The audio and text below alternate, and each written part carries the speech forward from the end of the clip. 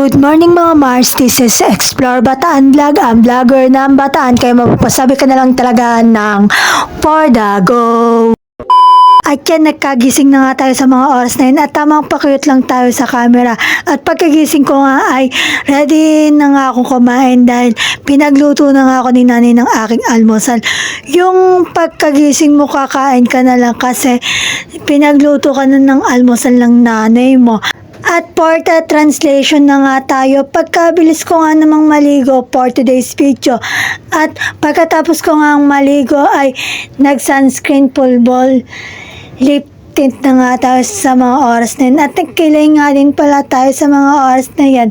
At tamang A lang tayo sa mga oras na yan at pakit sa camera. At paalis na nga tayo sa mga oras na yan, pero bago tayo umalis, nagpabango muna tayo at naghikaw na nga tayo sa mga oras na yan. At pagkatapos nga ay pinakita na rin natin ang ating OOTD at nagpakit na rin tayo ng slide sa camera. At syempre, sinamahan na rin natin ng pagbibideo. Syempre, vloggeristic tayo eh. At nakalabas na nga tayo sa mga oras na yan. At tamang video pa rin tayo. At fast forward na nga, nandito na nga tayo sa church.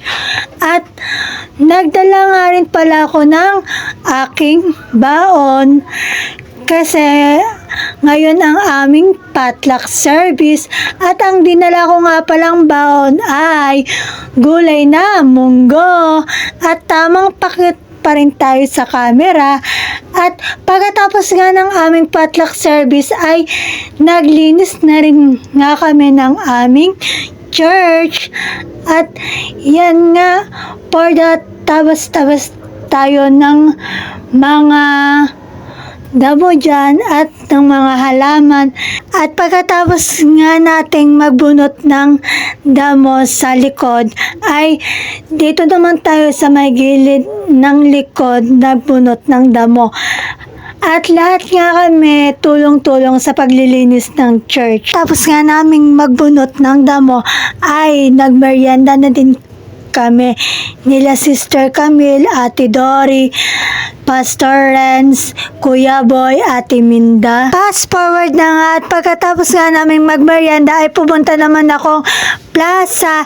Hinatid nga lang pala ako niyan nila Kuya Boy at nag-video nga lang ako sa may plaza at binidyo ko nga lang pala ang buong plaza at naglakad nga lang pala ako niyan papuntang SM at after 2,000 years ay nasa SM City na nga tayo at namasyal nga lang tayo sa SM City Bataan at bumaba nga lang pala tayo ng escalator niyan at pumunta tayo sa Uniqlo kahit wala naman tayong bibilin. Nag-video nga lang pala tayo doon at pagkatapos nga ay pumunta tayo ng supermarket ng SM at may binili lang ako doon. Shoutout nga pala kay Ate Minda at Sister Camille at yun lang naman for today's video. At wag nyo nga pala kakalimutang mag-follow, like, comment, and share at mag-subscribe na rin kayo sa aking YouTube channel at i-like nyo na rin ang mga video ko. Yun lang. Bye. God bless. Salamat sa support. I love you all. Mwah.